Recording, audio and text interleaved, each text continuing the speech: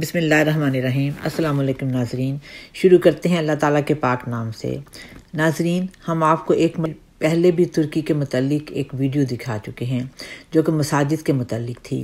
آج ہم آپ کو استنبول میں قائم ایک شاندار محل اور اس کے اندر ایک عجائب خانے کے متعلق کچھ دلچسپ معلومات دیں گے۔ ویسے تو سلطنت عثمانیہ نے بہت سے خوبصورت محلات تعمیر کروائے، مگر آج ہم صرف ایک محل کی بات کریں گے۔ آیا صوفیہ کا نام تو آپ نے سنا ہوگا۔ یہ محل اس کے صحن کے ساتھ ہی شروع ہو جاتا ہے۔ یہ محل سلطان فاتح محمد نے فتح کے بعد اپنی رہائش کے لیے تعمیر کروایا تھا۔ بعد میں بہت سے آنے والے سلاطین نے بھی اسے اپنی رہائش گاہ کے طور پر استعمال کیا۔ ایک مدت کے بعد اسے عجائب گھر میں تبدیل کر دیا گیا۔ ایکڑ بھر اراضی پر پھیلے سبزہ زاروں سے گزر کر محل کی عمارت کی طرف بڑھے۔ محل کیا، پورے کا پورا ایک شہر ہے۔ ٹکٹ کی کھڑکیوں پر اتنی لمبی قطاریں تو کہیں دیکھنے میں کبھی نہیں آئیں جتنی لمبی قطاریں یہاں تھیں۔ ٹکٹ مل گئے تو محل کے اندرون کے حصے میں جانے کے لیے صدر دروازے کی طرف ہو لیے۔ عظیم الشان دروازے پر کچھ لکھا ہوا تھا۔ غور کیا تو معلوم ہوا کہ ترکی رسم الخط میں حضور صلی اللہ علیہ وآلہ وسلم کی شان میں قصیدہ لکھا ہوا ہے۔ بے شمار ہال، بڑے بڑے کمرے، نوادرات، قیمتی یادگاریں، لمبے لمبے برآمدے، برآمدوں کی دیواروں پر جگہ جگہ ترکی رسم الخط میں سلاطین کی شان میں بھی قصیدے لکھے ہوئے تھے۔ سارے محل کو دیکھنے کے بعد قصیدہ شماری کا رزلٹ نکالا تو سب سے زیادہ قصیدے سلطان عبدالحمید اور ابن عبدالحمید کے نکلے۔ ناظرین، آیا صوفیہ کا نام تو آپ نے سنا ہی ہوگا۔ آیا صوفیہ کے محل کے ساتھ ہی یہ محل شروع ہو جاتا ہے۔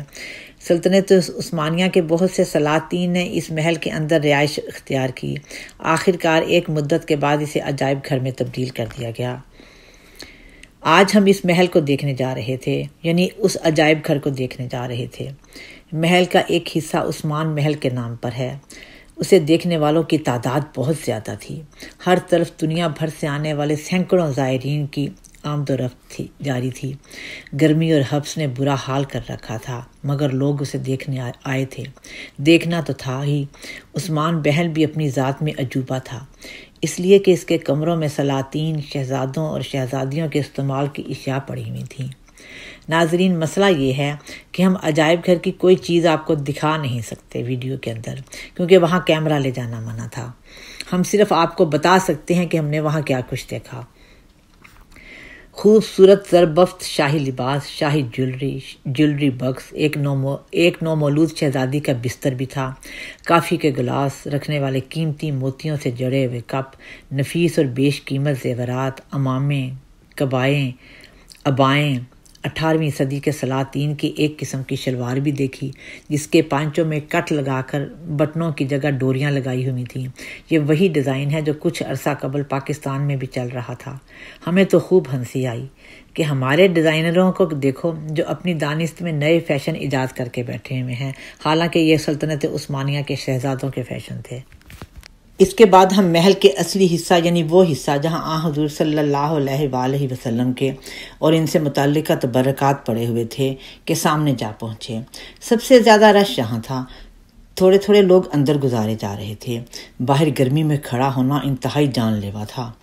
باہر کے دروازے پر انگلش اور ترکی دونوں زبانوں میں لکھا ہوا تھا کہ اس جگہ باحیا لباس پہن کر جائیں۔ اس حال کے اندر بھی وہی جوتے اتار کر پلاسٹک کے لفافوں میں ڈالنے والا سلسلہ تھا۔ جو ہی جوتے لے کر اندر گیلری کی طرف بڑھے تو قرآن پاک پڑھنے کی آواز آنا شروع ہو گئی۔ ہر طرف انتہائی خاموشی، ادب سے سب لوگوں کے سر جھکے ہوئے ہیں اور بائیں طرف ہو کر چل رہے ہیں۔ کسی نے کہا تو نہیں تھا کہ خاموش رہو، مگر یقیناً حضور صلی اللہ علیہ وآلہ وسلم کے تبرکات کی موجودگی کا احساس ہی ادب کروانے کے لیے کافی تھا۔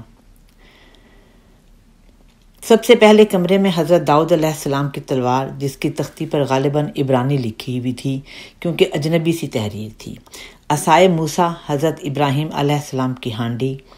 اگلے کمرے میں تلواریں رکھی تھیں جن میں حضرت زبیر بن عوام، حضرت خالد بن ولید، حضرت عمار بن یاسر اور حضرت جعفر بن طیار رضی اللہ تعالیٰ عنہما کی تلواریں آویزاں تھیں۔ حضرت جعفر بن طیار کی تلوار سب سے بڑی اور پرشوکت تھی۔ یہ تمام چیزیں دیواروں کے اندر شیشے کے ڈبوں میں رکھی ہوئی تھیں۔ آہستہ آہستہ رفتار میں چلا جا رہا تھا، کیونکہ ہر شے کے سامنے نصب تختی پر اس تبرک کا تعارف بھی لکھا ہوا تھا۔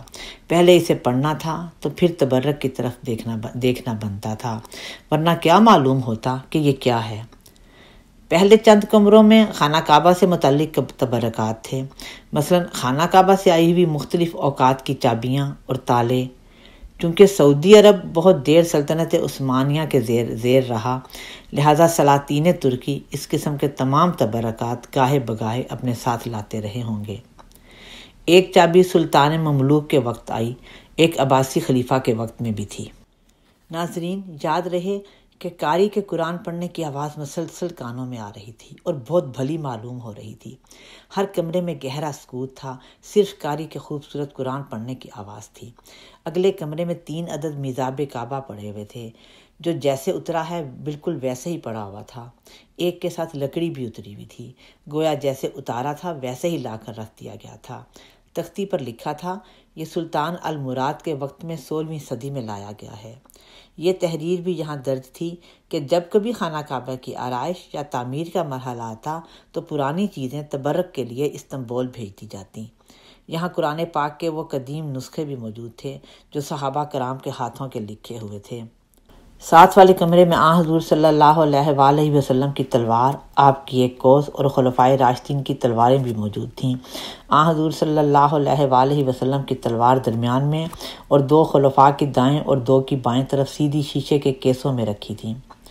اس سے اگلے کمرے میں پہنچے تو ایک قاری کمرے کے درمیان میز کرسی پر بیٹھا لاؤڈ سپیکر سامنے رکھے مسلسل قرآن پاک کی تلاوت کر رہا تھا۔ اب سمجھ میں آئی کہ تلاوت کی مسلسل آواز کہاں سے آ رہی ہے۔ اس کو قرآن پڑھتے ہوئے دیکھتے ہی سلاطین ترکی کا مسجد نبوی کو وسیع کرنے کا سارا منصوبہ ذہن میں گھوم گیا کہ کس طرح انہوں نے 500 بچوں کو قرآن پاک حفظ کرنے کا کہا اور پھر ان بچوں کو جوانی تک معماری کی تربیت دی۔ ناظرین، سوچنے کی بات ہے کہ یہ تبرکات ان کے پاس کہاں سے آئے۔ ظاہر ہے یہ بھلے وقتوں کی باتیں ہیں جب سلطنت عثمانیہ ایشیا اور یورپ میں راج کر رہی تھی۔ عرب اور ترکی کا بھائی چارہ تھا، حرمین شریف کا انتظام بھی ترکوں کے تحت تھا، جبھی تو بہت سے پرانے تبرکات اس قوم کے نصیبوں میں آئے ہیں۔ ایک شیشے کے کیس میں حضور صلی اللہ علیہ وآلہ وسلم کا نقش پا سنگ مرمر میں ڈھلا ہوا رکھا تھا اور اس کے گرد دھات کا پاؤں بنا کر رکھا ہوا ہے۔ اگلے کمرے میں حضور صلی اللہ علیہ وآلہ وسلم کا مقدس کرتا اور ایک بند صندوق میں رکھا ہوا تھا۔ سب سے زیادہ ہمیں اس کرتے کو دیکھنے کی جلدی تھی، جس کے متعلق ہم پہلے بھی سن چکے تھے، مگر جب یہاں پہنچے تو یہاں پر صرف ایک خوبصورت قیمتی بند صندوق تھا۔ اس کے علاوہ اور بھی بہت سے تبرکات تھے جو چھوٹی چھوٹی قیمتی دھات کی ڈبیوں میں بند تھے۔ حضور صلی اللہ علیہ وآلہ وسلم کے ریشے مبارک کے بال بھی ہیں۔ 6 یا 7 ڈبیاں اور بھی تھیں جن میں حضور صلی اللہ علیہ وسلم کے سر کے بال بھی پڑے ہوئے تھے۔ ان میں ایک مخروطی ڈبیا ایسی بھی تھی جس میں سے ایک بال قصداً باہر نکالا ہوا ہے۔ ویسے تو اتنی روشنی نہیں تھی کہ آسانی سے ایک نظر دیکھنے سے دکھائی دے جاتا، مگر عزیزم یاسر نے بتایا کہ میں نے باہر گائیڈ بک میں دیکھا ہے کہ ایک ڈبیا میں بال باہر نکلا ہوا نظر آتا ہے۔